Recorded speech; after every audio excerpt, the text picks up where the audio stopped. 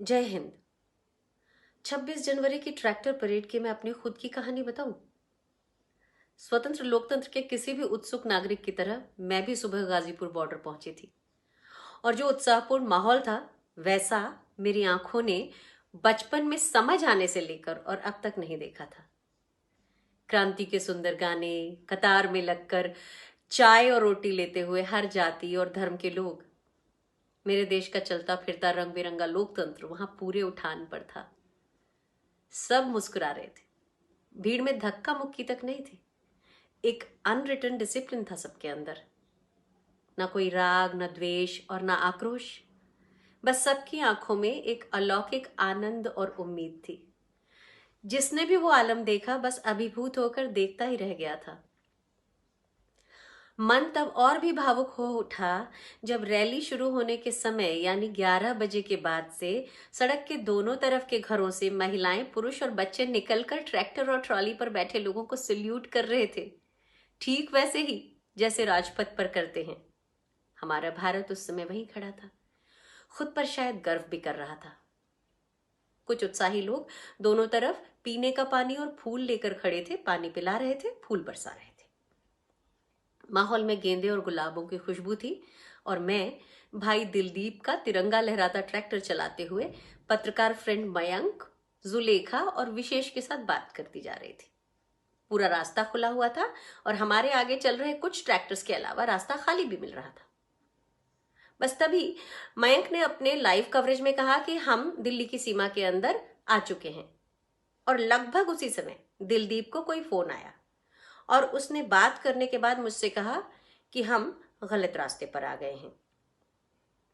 मैंने tractor side में लगाया और फिर रिवर्स में लेकर हम कट तक पहुंचे और वहां से फ्लाईओवर के नीचे आकर वापस गाजीपुर बॉर्डर की ओर यू टर्न लिया। लेकिन थोड़ा आगे जाकर जानते हैं हमने क्या देखा? पुलिस ने लौटने के रास्ते पर डीटीसी की 2 बसेस लगाकर रास्ता रोक रखा था।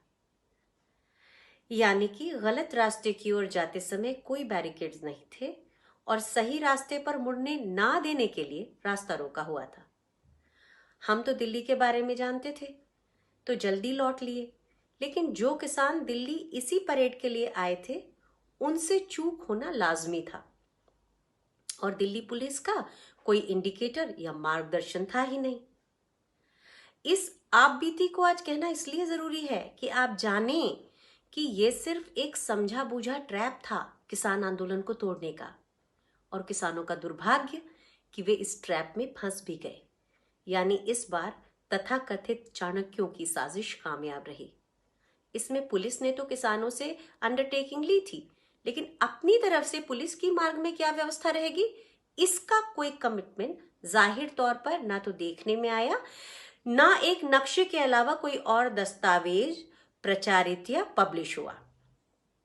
बहरहाल लाल किले की पूरी घटना बहुत दुर्भाग्यपूर्ण है और इतिहास में कलंक की तरह दर्ज हो गई है, लेकिन इसकी साजिश करने वालों ने देश की अस्मिता के बारे में तो सोचा ही नहीं। उनका लक्ष्य ही किसान को देश की नजरों में नीचा दिखाना था और आंदोलन को एक बारगी जैसे कुचलना था, और कम से कम प्रथम दृष्टया वे इसमें कामयाब हुए भी दिखते हैं। यानी लोकतंत्र में एक बार फिर एक षड्यंत्र हुआ, बड़े पैमाने पर हुआ। लोकतंत्र एक बार फिर शर्मसार हुआ और इतिहास में एक गणतंत्र दिवस दूषित हो गया। किसान के कंधे से बंदूक भी चल गई और किसान ही घायल भी हो गया। इस तरह की साजिशें आज लोकतंत्र में निहत्थे का शिकार करवा रही हैं और हम मानसिक रूप से शिकार हो रहे हैं, बीमार हो रहे हैं। हो सके तो इस पहलू पर भी विचार कर लें। मुझे यकीन है आप विचार भी कर सकेंगे और दिल में कहीं विश्वास भी होगा इस सच पर। बस सिर्फ 3 दिन अगर सुबह थोक में आने वाली बीजेपी की आईटी सेल की पोस्ट ना पढ़ें तो पूरा सच भी देख पाएंगे हम और आप।